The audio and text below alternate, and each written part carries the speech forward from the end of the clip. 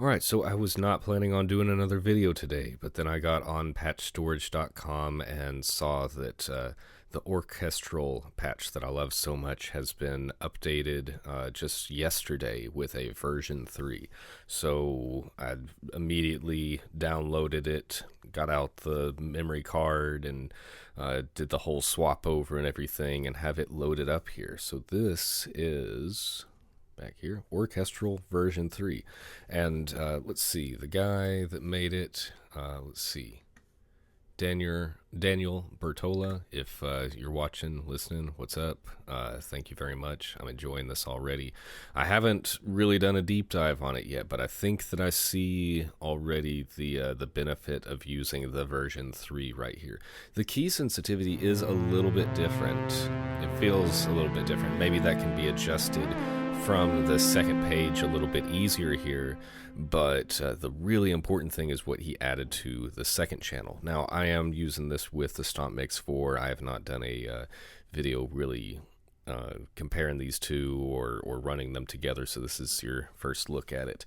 Since this one I'm using inputs 3 and 4, which does not have input monitoring on it, I'm going to go ahead and add a compressor to each of these just so that it doesn't get too out of control whenever I'm like pushing a lot of buttons.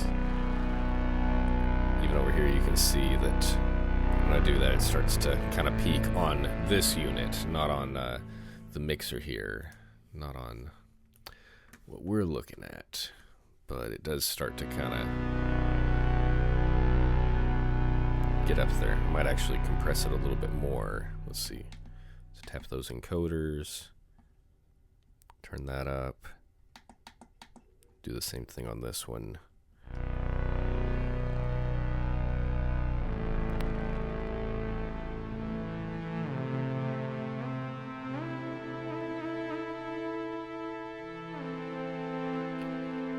So I'm still liking it. You see it's putting out a lot of signal there.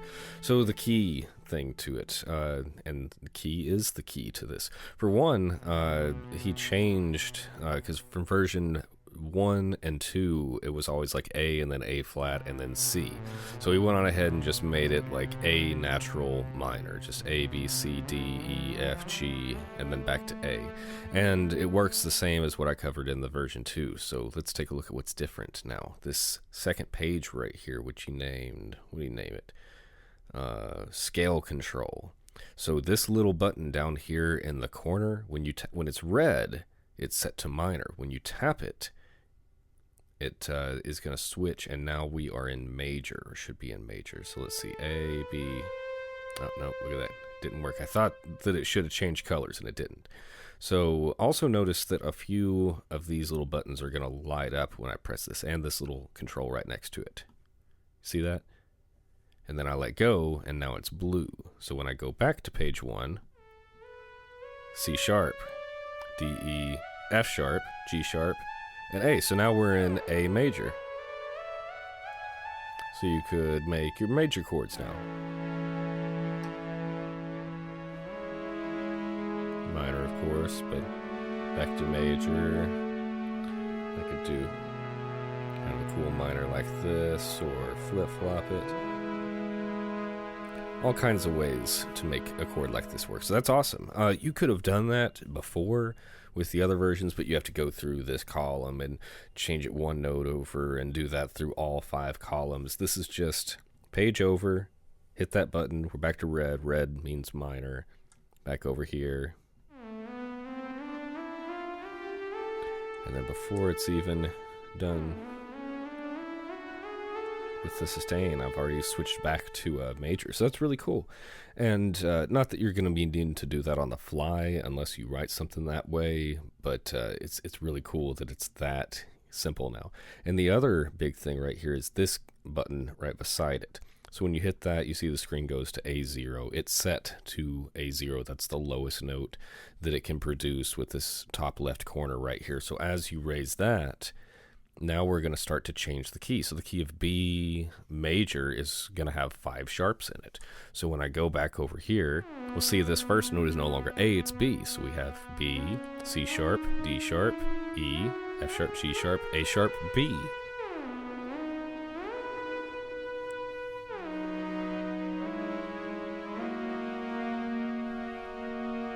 So that's super cool that you can do that. I'm just going to hit that button again. Let's raise it up to C. So C major is going to have no sharps, no flats.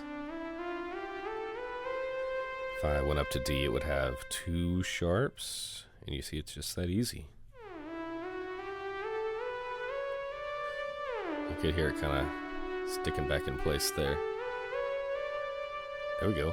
And then let's see. So we said, I'm reading the notes online as we're looking at this. So the spread tune, last control at the bottom, is to tune the spread module on page 7. Depending on your speakers, this will need to be adjusted to tune out the synthy sound of Orchestral. Now this was a little tough because I wish that I could control it and hit notes at the same time. So this is kind of where it was default set at, about 3/4 up there. Does it show anything else? You can hit that encoder and kind of flip around what it looks at, but we'll stick with that. So let's go all the way down with it. Back here.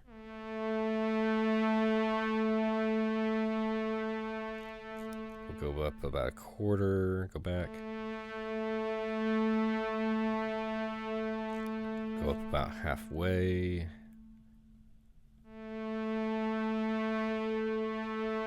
I'm not hearing a huge difference. I'm listening with headphones. I would recommend you do the same. Let's hear it all the way up.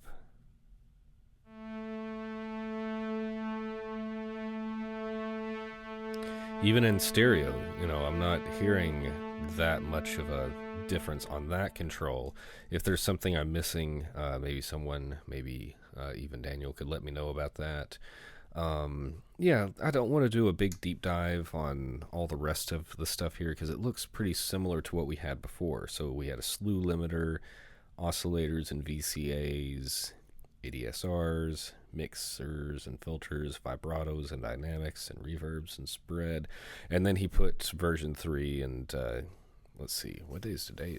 Yeah, the 21st, so I guess yesterday would have been the 20th. So yeah, this patch has only been out for a day.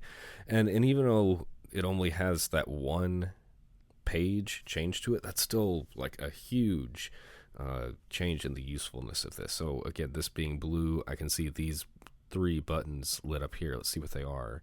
Sequencer step 2, out switch channel 1, sequencer out 1, and that middle one is sequencer gate, keynote right there. So when I hit this, now it's going to switch to that lights up. So yeah, that gate switch put us here and here. So I don't know exactly how to connect all this stuff, or where do you even learn about how to connect these things and assign them to certain blocks. That makes me not want to change the key of the blocks on the front page like I would have had to with 1 and 2, like versions 1 and 2, because you can just change it on here so easily. Just drop it back down to A. We're back in A minor. We're back over here.